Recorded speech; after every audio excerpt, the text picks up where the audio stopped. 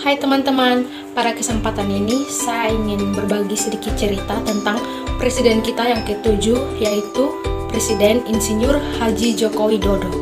Selamat mendengarkan. Baik, yang pertama adalah latar belakang Insinyur Haji Joko Widodo. Insinyur Haji Joko Widodo memiliki nama lengkap Joko Widodo atau biasa dipanggil Jokowi. Ia lahir di Surakarta, Jawa Tengah pada tanggal 21 Juni 1961 dari pasangan nama ayah Wijiatno Notomiharjo dan ibu Sujiatmi. Insinyur Haji Joko Widodo memiliki seorang pasangan bernama Iriana. Dari hasil pernikahan mereka lahirlah 3 orang anak, yaitu yang pertama Gibran Rakabuming Raka, yang kedua Kahiyang Ayu, yang ketiga Kaisang Pangarep. Dan Insinyur Haji Joko Widodo merupakan alma mater dari Universitas Gadjah Mada Fakultas Kehutanan. Oke teman-teman, Insinyur Haji Joko Widodo juga memiliki beberapa hal yang menarik, yaitu yang pertama, Jokowi merupakan Presiden Indonesia pertama sepanjang sejarah yang bukan berasal dari latar belakang elit politik ataupun militer Indonesia. Yang kedua, Jokowi juga merupakan Presiden Indonesia yang terkenal dengan sifatnya yang rendah hati dan suka membaur dengan masyarakatnya. Dan yang ketiga, Presiden Jokowi juga tidak pernah menggunakan jam tangan atau arloji. Demikian beberapa hal yang menarik dari Presiden Jokowi. Baik, yang selanjutnya adalah masa kepemimpinan dari Insinyur Haji Joko Widodo.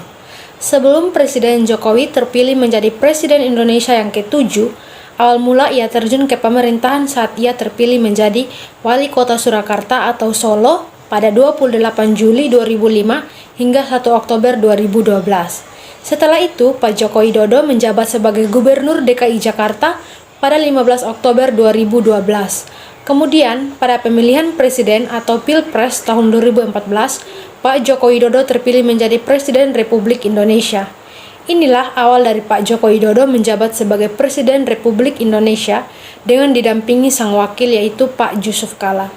Kemudian dalam Pilpres tahun 2019, Pak Jokowi kembali terpilih untuk menjadi Presiden Republik Indonesia dengan didampingi sang wakil Pak Ma'ruf Amin dan dilantik pada 20 Oktober 2019 untuk masa jabatan 2019-2024. Sehingga dalam masa kepemimpinannya, beliau memegang 2 periode menjabat sebagai Presiden Republik Indonesia. Selanjutnya, isu-isu yang berhembus pada pemerintahan Insinyur Haji Joko Widodo.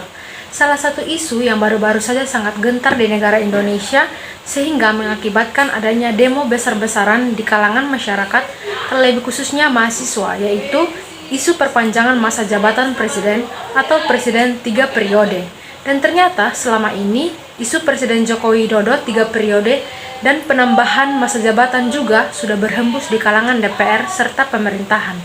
Meskipun demikian, pemerintah sebenarnya sudah menjadwalkan pelaksanaan pemilu 2024.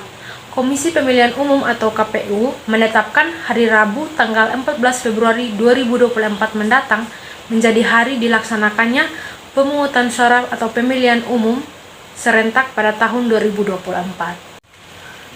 Ya, selanjutnya adalah langkah-langkah membanggakan yang telah dibuat Insinyur Haji Joko Widodo untuk kemajuan bangsa Indonesia.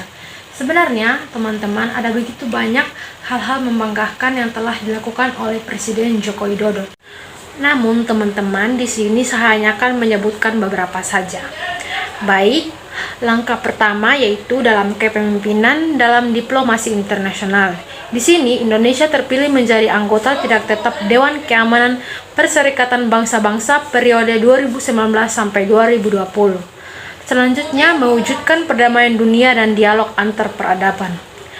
Baik, yang kedua diplomasi ekonomi. Di sini yang pertama yaitu penyelenggara Indonesia Afrika Forum 2018. Yang kedua, Indonesia Fair 2018 di Bangladesh. Yang ketiga, Trade Expo Indonesia 2017 di Rusia.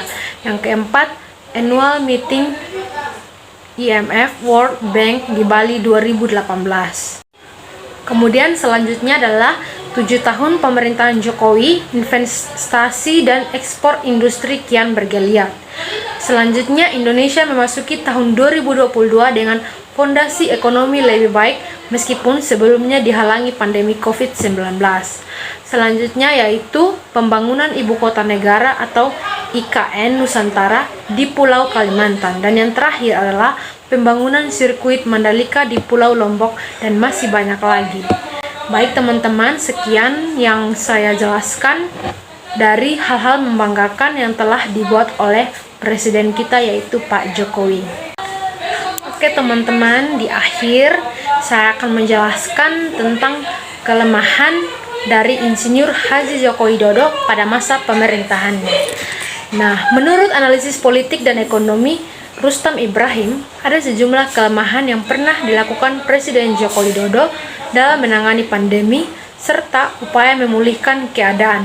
Kelemahan utamanya menurut Rustam yaitu tidak melibatkan partisipasi seluruh komponen bangsa dalam upaya melawan pandemi dan memulihkan ekonomi, khususnya Civil Society Organization atau CSO atau NGO dan sektor swasta.